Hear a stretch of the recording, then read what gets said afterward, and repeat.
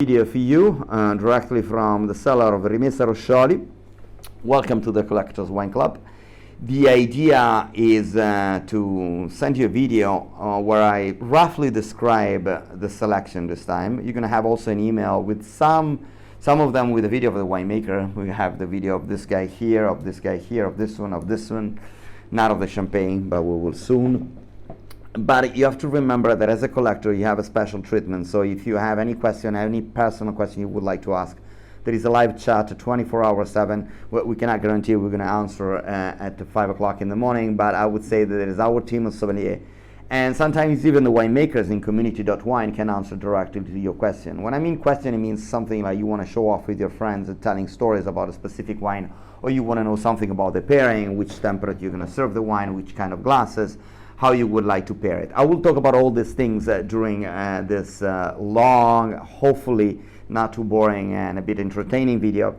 But anyway, you know, knowledge and experience in wine is endless. So, I mean, if you are like me, when 20 years ago I was asking about everything, I want to know everything about wine. Now, let's start. This is a composition of 12 bottles. As you probably know, you're going to receive another 12 bottles, I think, end of April probably. The idea is to give you wines. I cannot show you all of them because some of them are one single bottle that I had, so that's why I don't have them with me. I'm gonna write down on the video the name of each wine. So let's start with the 2 sparkling we served. Cut. No, don't switch. Hello, John. Okay, so let's start with the 2 sparkling wines. Today the idea is on this shipment we have the 2 champagne. Sometimes also put some Italian sparkling. I have to say we don't have a lot of high quality Italian sparkling. I'm thinking maybe to find some old bottles of Riserva del Fondatore, but champagne, I mean, there's no doubt they make the best sparkling wine in the world. We're talking about Michel Gonet. Michel Gonet, she's one of the greatest lady I have ever met. I was there with all my team in 2018. What was it, Lindsay? 18, I remember. We went to the Champagne Fair.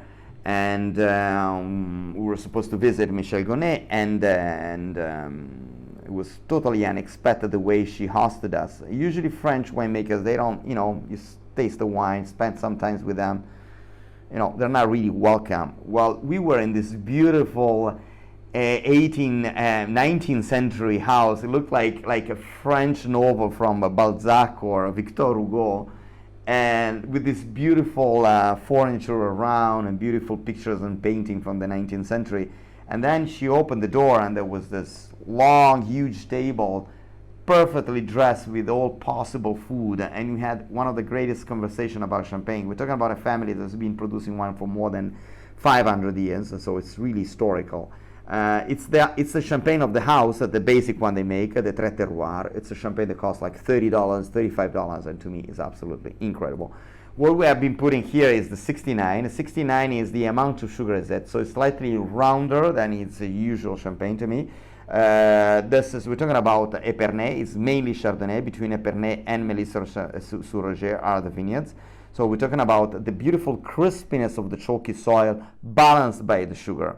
So the residual sugar is not technically sugar in the sense that it's a sweet wine, but it's slightly rounder. To me, this is a beautiful champagne as a pre-dessert, just before the dessert, if you have to toast with your friends. It's beautiful, it's elegant. If there are women or men that they like sweeter wines like Moscato, they would love it. If there is also people that like dry white wines, it's perfect. So somehow everyone will, agree with the fact that the balance of this wine is absolutely incredible. We also have a little video, I think, on YouTube, so I will show you too. Clandestin, Le Grand Ligne. You cannot not like this wine. I don't remember exactly. This was the gorge in 2017. That is 100% Chardonnay, but no, it doesn't say it. Yeah, it's like we're talking about 700 bottles produced of this stuff. So you better like it. They gave us only 24 bottles. I've been putting 7 on the Collector Club.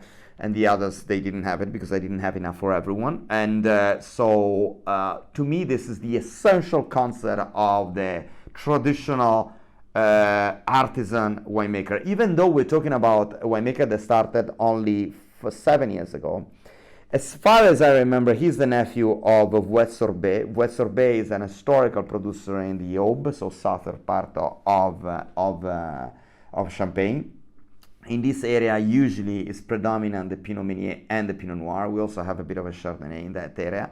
Those Champagne tend to be slightly more rough. We're talking about the purity. We have really low quality of sulfites, so no headache tomorrow. It would be really nice if you want to open them in the same night. Start this one first and then go back with this one here at the end. In the sense that this Champagne here is slightly more conventional, rounder, and this is a bit more wilder and crispier. I would suggest to this one here, you would pair it as a pret-dessert before the meal. This could go perfectly with game, something like wild and a bit of a spice. White wine, despite the fact that it has a screw capsule, so it doesn't have a cork, it doesn't mean this is not a good Riesling. We're talking about 2014 from Castel Juval. This is the steepest, one of the steepest vineyards of Europe, as far as I know. The owner is called Reinhold Messner. I don't know if you know Reinhold Messner. He is one of the most famous climber in the world. He was the first one that was able to go on the Everest. How do you say? Everest without oxygen, so just with natural oxygen. So for sure, it was obvious for him to create his winery with the steepest vineyard of Europe, almost the steepest vineyard of Europe.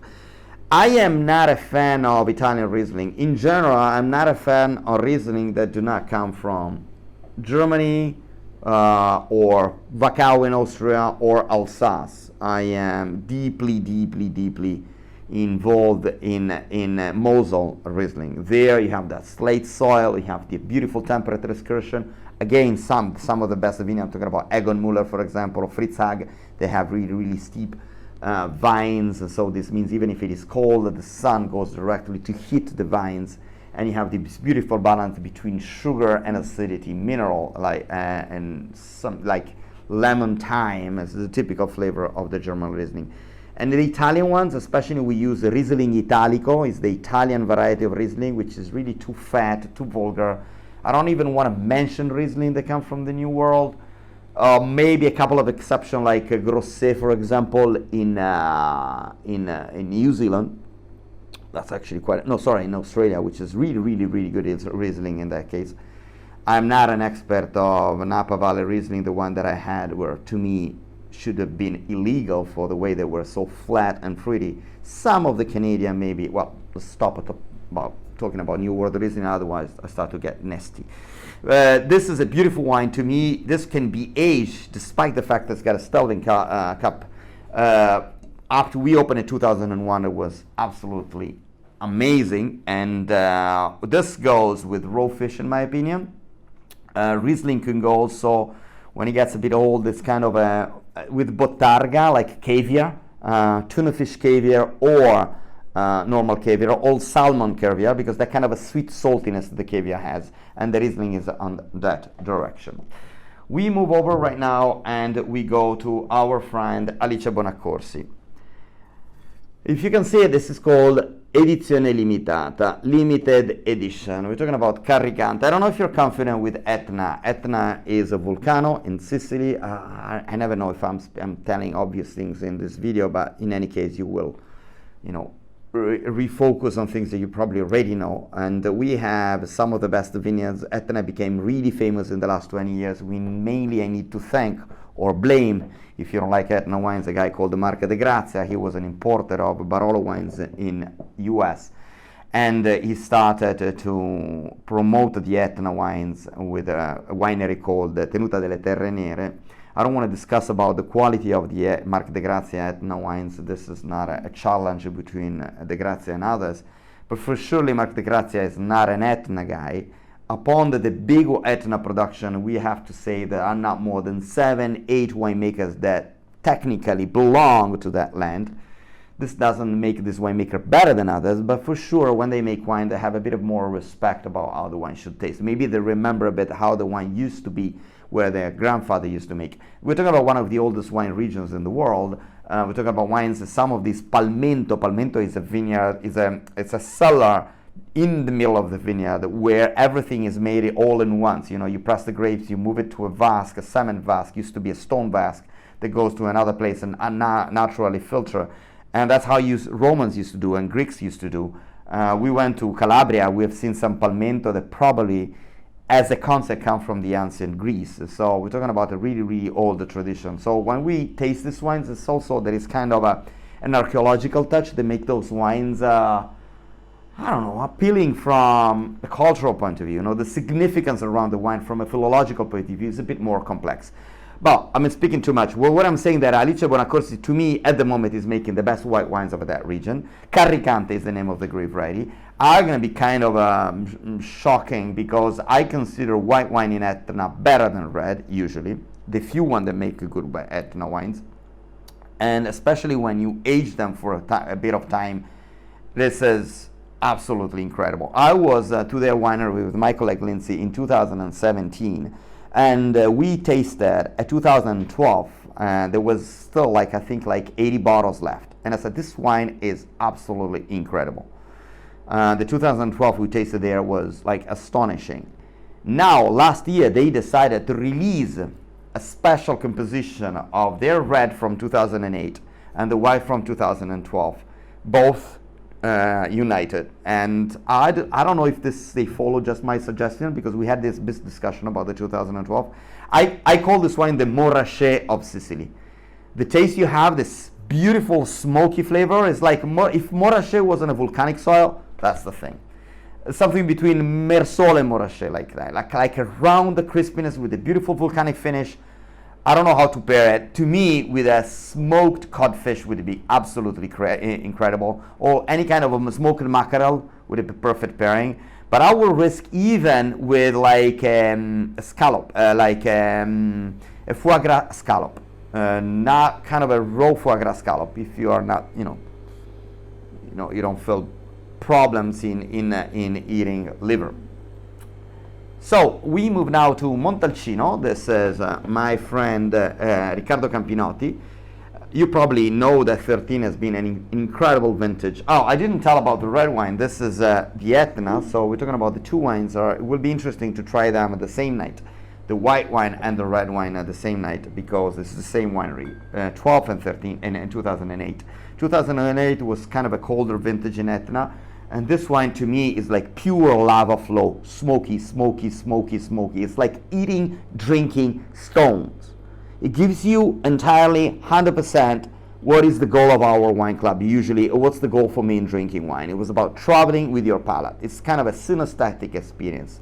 When you taste this wine, you perceive that you are really brought somewhere, brought in a place where just smelling it, if you were there, you can be there again with your imagination. So that's the beauty of a good wine.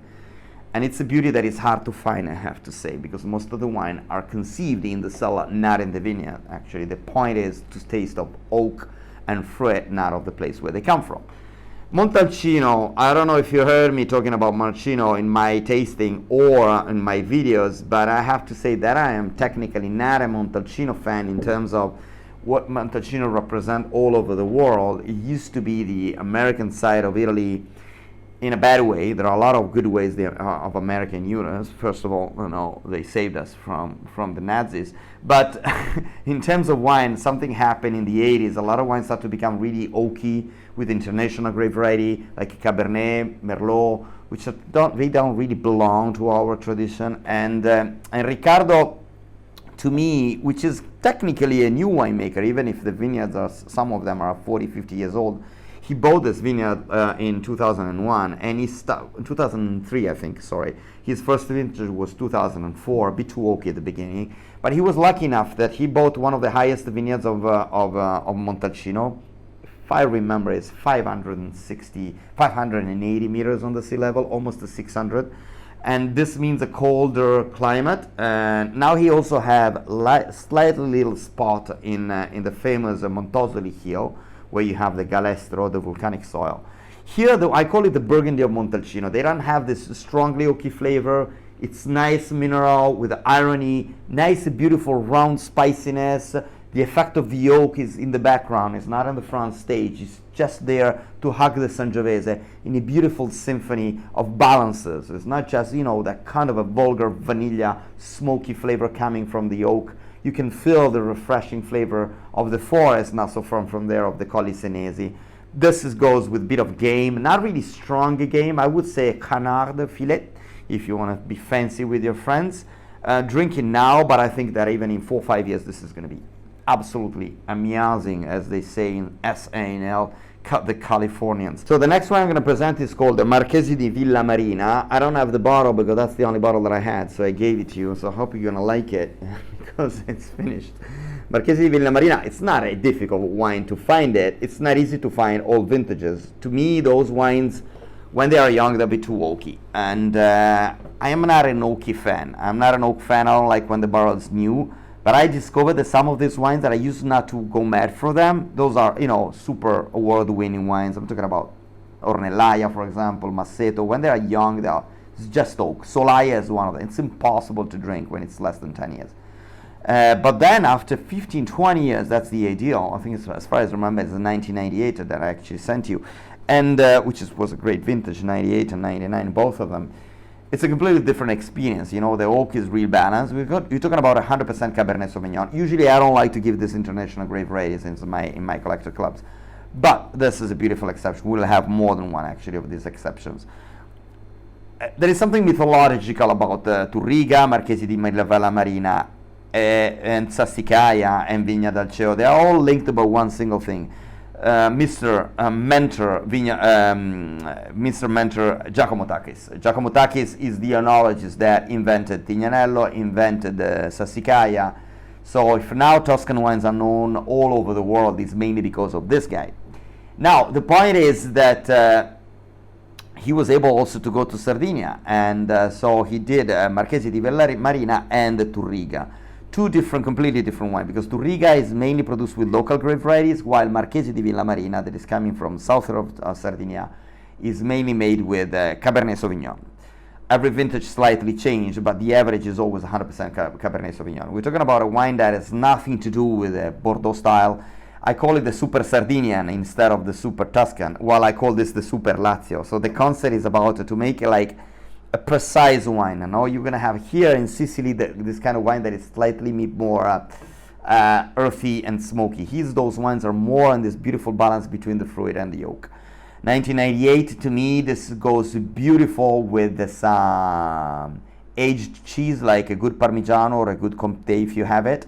Giacomo Takis, to me, everywhere he went, he created beautiful, beautiful wine creatures. I call them wine creatures because as you immediately understand, the touch of Giacomo Takis when he makes a wine, but not in the Michel Rolland style. Michel Rolland style is one of those guys, technically he makes great wines too, or the wines, I call the Parkerized wines. Wines that somehow they are so overly present this kind of a touch of the enologist. I know the Parker is not an enologist, he doesn't make wine, but there are a lot of wines that are made on Parker style.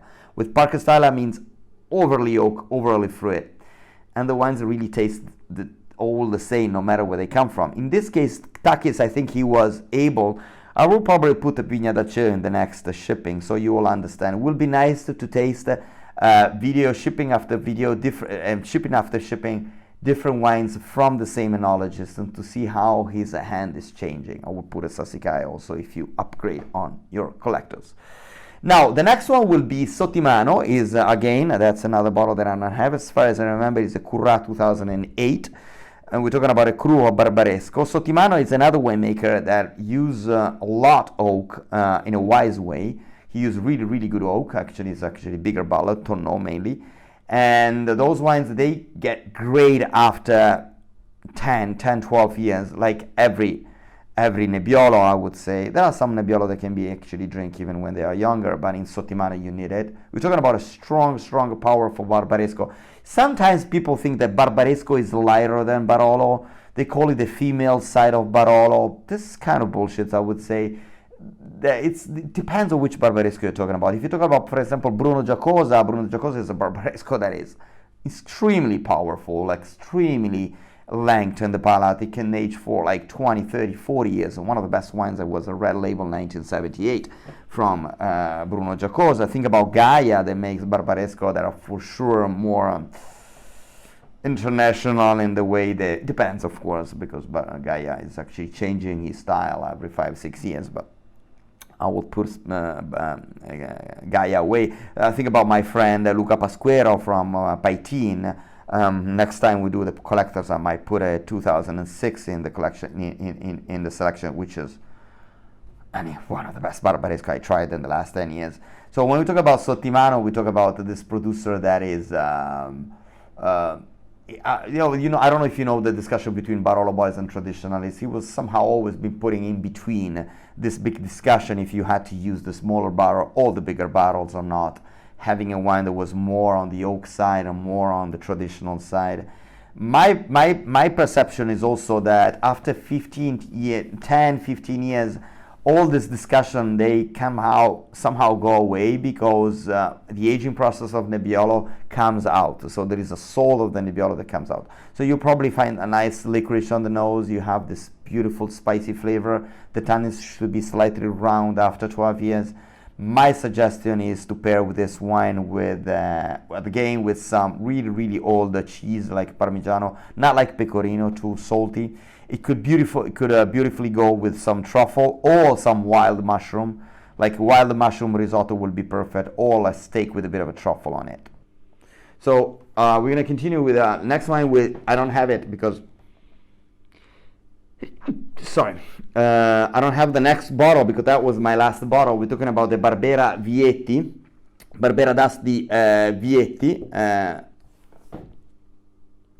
We're talking about the Barbera d'Asti Vietti, La Crena. Vietti is a winemaker that, if you're in New York, you want to show off with your friends, you have to be really rich if you want a bottle of Vietti, because I don't think that Rocche di Castiglione from Vietti or Vigna Scarrone Barolo you'll find in a restaurant in New York for less than $700-800. Prices went crazy, especially when he decided to sell the winery 3 years ago. But still, Vietti's still running it. He doesn't own the winery anymore, actually, but he's still running it, so he's still there as an employee, I would say. It's more than an employee, it would be unfair to say that. But his Barbera, to me, was my first epiphany. I had it with the Barbera d'Asti and the Barbera d'Alba from Vigna Scarrone from Vietti. Barbera is one of my favorite grape variety. It's called the poor of the Langhe. No, the noble is the Nebbiolo, Barolo and Barbaresco. Barbera is a grape variety, slightly more rough, a bit more fruity, plummy flavor, but I like when a Barbera gets a bit that kind of a beautiful acidity. So the Barbera is not just a fruit juice with alcohol, it's something more than that. And it really changed depending on the soil. If you think about the Barbera from Monferrato, it's a bit more rough, Asti more acidity, Alba generally more round, but it really depends on which kind of Barbera d'Alba you're taking it. So I think that Vietti makes one of the most elegant Barbera d'Alba and surely one of the most crispy Barbera d'Asti. This has to go with a good chorizo. I don't need a bit of a spicy salami. In US, finding a good salami is really, really, really hard. So maybe some good sausage. If you have a good like pork chop, so sausage would be great. If you have a nice barbecue, but it has to be a classy, elegant barbecue. Don't waste this Barbera with some vulgar friends that they drink beers in a can. This is something, really up-class Barbera with Vigna Scarrone, possibly one of the best 5-6 Barbera of Italy. So next wine is, I actually have it.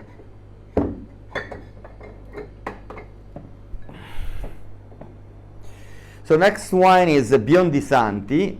I know that somehow you can find Biondi Santi in not a lot of places, but refined wineries, refined wine shops, you might find Biondi Santi. But first of all, I don't think you can find Biondi Santi for less $150, $190. So if your collectors is 6 bottles for $500, included shipping, you get this wine for less, for sure. The average is 80 euro per bottle. So, but the reason why I've been putting Biondi Santi is because 2012 and 2013 are the last vintages of Biondi Santi owned by the winery, by the Jacopo Santi, because then they sold the winery to a French company. They say they're a French company, that they're not going to change a lot, but it's always a risk. When you sell the winery, part of the soul is sold, and it's kind of a big soul with a lot of phantoms, a lot of tradition.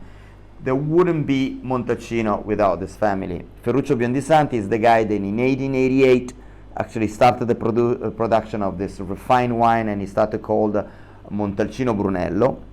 It was his uncle Jacopo Santi that was a pharmacist that in 1824 he first selected the Sangiovese Grosso, which is a biotype of Sangiovese, the grape variety, that has got a slightly thicker skin. so goes better, you know, you can age for longer. What he did, Ferruccio Biondi Santi, he did the same thing that the Cavour did in Barolo 60 years before, 50 years before, sorry.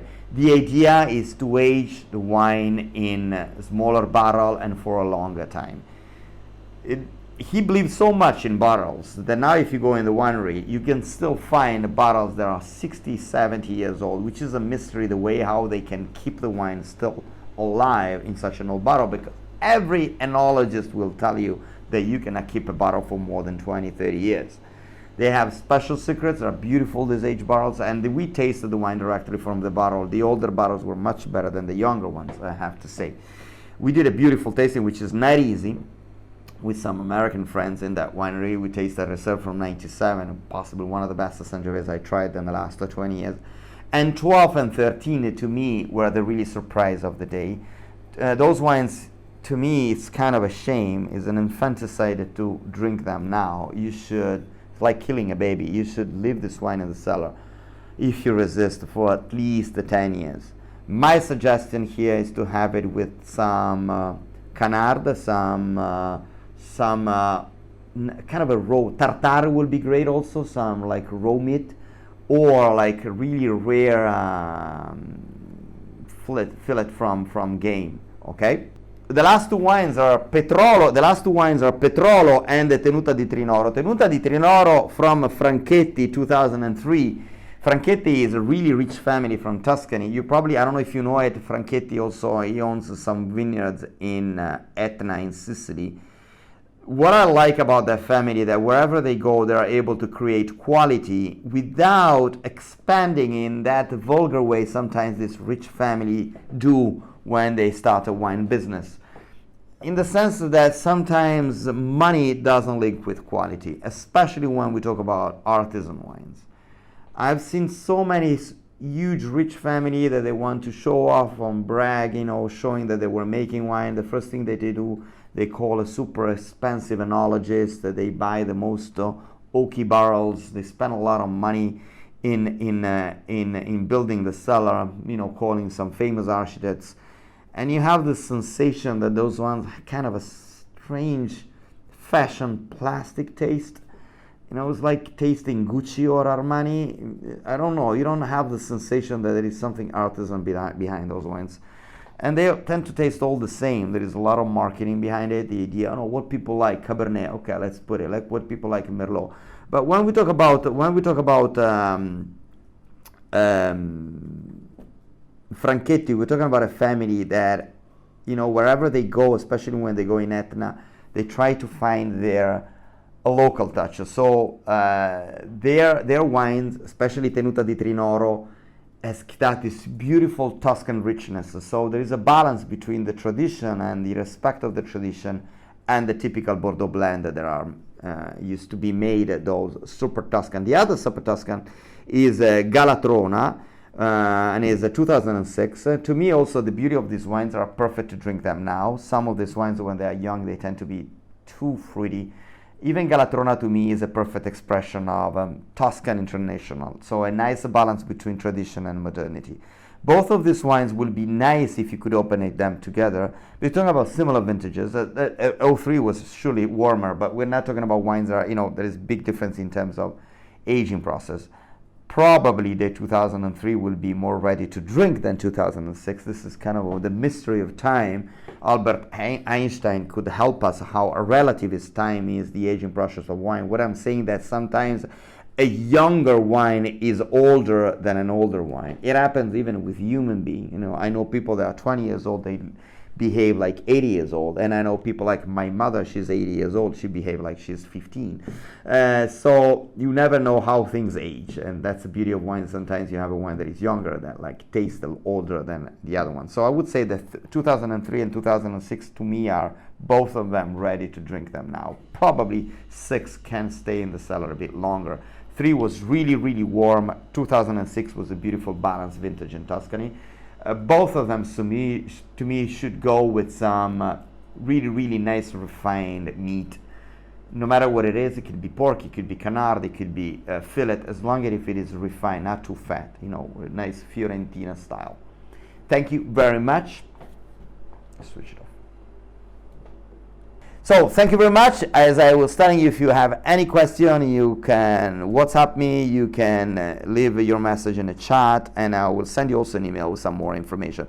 I don't think anyone can give a better service than what we are doing, especially in this COVID time. We decided to spend all our free time to create a kind of a virtual relationship with all of you, and it would be great if you can send us any feedback, anything you want. Subscribe to our YouTube channel and you will receive beautiful tips of Italy every week. And remember, on COMMUNITY.WINE you can do our free wine school. Thank you very much. Hope to see you soon here at RIMESSA.